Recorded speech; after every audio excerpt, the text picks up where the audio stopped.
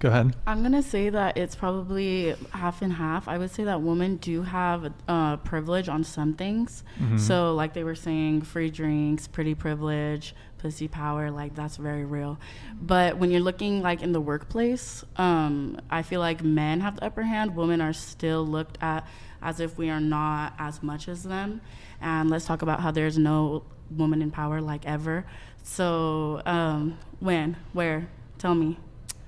You're making Kamala that face. Harris. Where? But like main woman in power, that's like what the first one. And she's the vice president too. I mean, Germany has Merkel. Well, I'm not going to talk Merkel. off of people from other places. I'm talking about like here. Oh, I don't know United about States? other places. I don't have knowledge on other places. Who's the speaker of the, or previous speaker of the House? Nancy Pelosi. She's up there. But compared to men, let's compare it to men. Yeah. And that's what you're saying. Like, do I think men have more, or more, whatever you said? Okay, so you're talking about like the president of the United States. I'm talking about in the workplace. So, like in a sense, CEOs. that's like in the workplace. Yeah. Okay. So like I said, I feel like women are still not held as high as men. And, no, I mean, my answer to that question is no, I would never want to be a man. I love being a woman. Okay. And my answer is, yeah. So. Okay, so, all right, so you brought up the discrepancies in terms of political power and men occupying the highest positions and CEOs, the majority of them VPs. For years and years and years. Okay. Why do you think that is? I don't know, because women, I mean, for a long time we were oppressed. So it's still to this... Women were oppressed? You were going to say that they were not? Hmm? Back in the day? When? Like when were way long ago. What do you mean? Like back when? Way long ago. I'm not going to like, I don't know the specific years. You should know, Brian. You should know, facts. Exactly. Like 1800s, early 1900s. No, it was like in the 1900s, we could barely vote. They had to fight for women's God. rights. They had to fight for them. We did not have the same rights as men. Okay, so we touched on a lot of things here. We talked about the pink tax. We talked about the workplace. I'm assuming you're also talking about the pay gap. Mm-hmm. You're talking about women's lack of voting rights in the early 20th century and 19th century. So, I mean, where do we begin? Well, first off, Eric, were you able to pull up the pink tax thing? Can you zoom in? Scroll up. So this was investigating the pink tax, evidence against a systematic price premium from women, University of Chicago, Northwestern University. Keep in mind, these are women who were doing this research, by the way, so FYI. So the pink tax for, well, should I read it? I don't know. I'll let you guys read it, but basically, if you want to reference this at some further point, but basically this debunks that there's a pink tax. Okay, so we can link to that later. Eric, also, if you want to pull up in the studies, there's right above the pink tax study one, there's the pay scale, gender gap. If you can pull that up in a sec. But okay, so you talked pay gap, you talked men occupying the best positions in the workplace, and then you talked positions of power, right? Like president. Okay. So which one do you want to start with first? Your choice. Oh shit, what happened there? So let's start with the wage gap. What is the wage gap? What is that? I don't know what do you mean, what is it? Well, you kind of brought it up. How much men get paid versus women in the same workplace? Yeah. Mm-hmm. What is that? You brought it up, didn't you? I just said, well, you were the one who said wage gap yourself. That was you. That wasn't me. Oh, okay. So you want to just talk about that men... I was just talking about in the workplace. I didn't say anything specific. Okay, what did you say about men in the workplace? I said I felt like that women are just not put as high as them. Like women are not put as high. We are still like looked down upon, like as if we cannot do the same things. Which things? The things physical labor? Do. Well, I'm looking in the comments over here, and they're saying that like we base things off of emotion and how we're supposed to be more submissive, and I just feel like that Well, That I'm in not. itself, I'm like- not looking at the chat right well, now, so I can't. was. Okay. Yeah, I was looking at them. That's what they were saying. Okay. And it's just something that I disagree with. I don't believe these same things. I don't think that women should be submissive, or do you think that we should be? Like, I know plenty of women, if they're being submissive, it's out of fear for standing up for themselves. Well, I mean, I think you can maneuver through the world however you like, but I mean, we're talking about two different things now. When people are talking about being submissive, they're usually talking about that within the context of a relationship. Yeah. But we're talking about like the workplace. Yeah, and that's what they were saying. I don't think women should be submissive in the workplace. Yeah. But I mean, so are we? What are we Well, talking like, about? I was just bouncing off that. In the workplace, and like I'm sure you can pull up a study, like they've done studies where a man and a woman have the same exact job and the man's earning more. That's not true. I mean, The wage gap, is the wage gap not real? It's been debunked Since when? When was that? for pretty much forever. Are we just supposed to take your word for it? Exactly. So I mean, we can pull up the pace. I scuffed. Now is it too zoomed out, boys? It looks great. I think it's too zoomed out. Okay, so here first we'll come back to the wage gap thing. Why don't we start with men occupying the highest positions in careers and in politics, right? So Okay.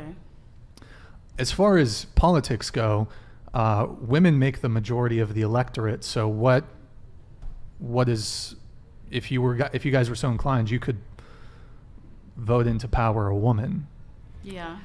But my vote amongst millions, like, it's like a needle in a haystack. But as a group, women. Well, how can I get in have contact more- with all women of the United States? That's a good question. You got to start a Facebook group or some shit. Start a little group chat.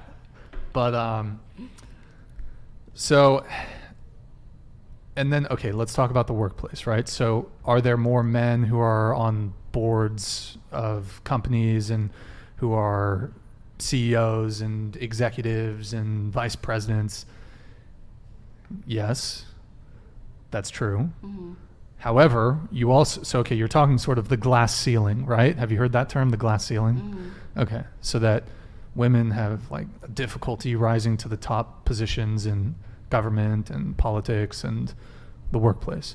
Well, you can't look at that and also ignore the glass cellar, which is while men occupy the supposed best positions, we also occupy the worst positions by a far greater margin than we occupy the best positions. What are the worst?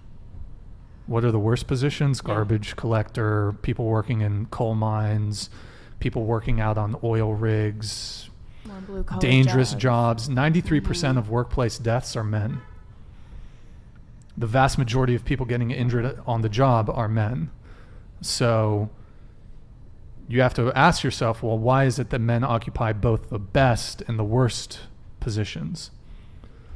I think when thinking about like higher authoritative positions, you know, obviously back in the day we kind of started as men occupied those just because women were expected and like had to stay at home to take care of the kids, the house chores, etc.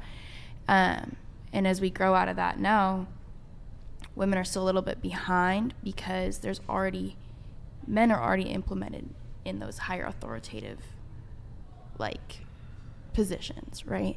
And it's not that women aren't reaching for like those positions. It's just a little harder when, you know, a lot more men are like, let's say, in that position. And So do you think there's like a have an boys advantage. club that people in corporations where the main motivation is making money? Yes.